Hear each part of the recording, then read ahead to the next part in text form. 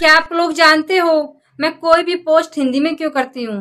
क्योंकि आपको हिंदी की भाषा ही समझ में आती है, वरना इंग्लिश तो मुझे आती ही नहीं है। कैसे करूं? मैं अपना सारे कार्य ईमानदारी से करती हूँ।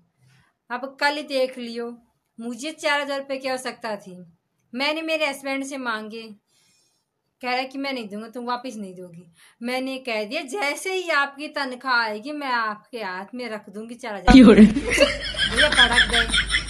एक बंदा ईमानदारी से लेता है तो ईमानदारी से दे भी दूंगी। अब उनको सबर भी नहीं है कि तनख्वाह आएगी तो मुझे आएगी।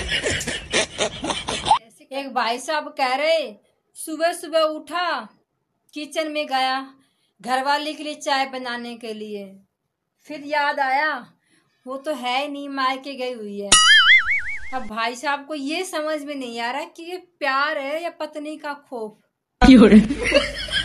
बाकी आप भी बता दो ये भाई साहब का प्यार ही था कि पत्नी का खौफ था, कमेंट करके बता दो।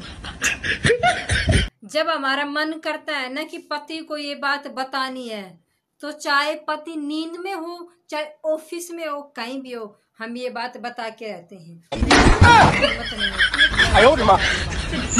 पति पत्नी की लड़ाई में भी महाभारत वाला नियम लागू होना चाहिए।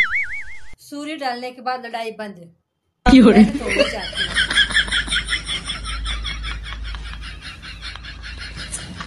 इतिहास गवाह है, जब घरवाले खुश होती है तो घरवाला भी खुश होता है, लेकिन अगर घरवाला खुश होता है तो घरवाले को शक होता है।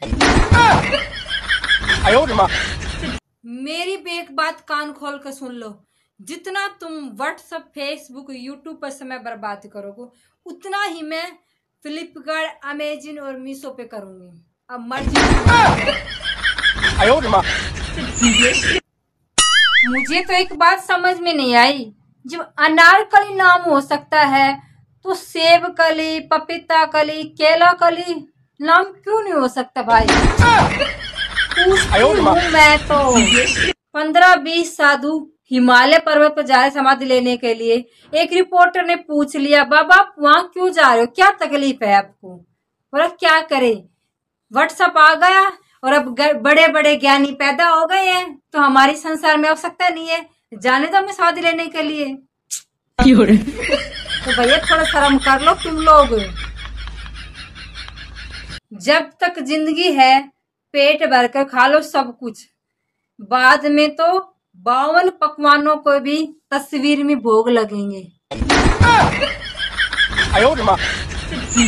हमारे समाज में विवाह प्रथा रीति रिवाज कितने ही कठिन क्यों ना हो, लेकिन शादी के बाद भी एक निकम्मा पुरुष भी पति परमेश्वर बन जाता है, लाइन पे आ जाता है वो सीधा।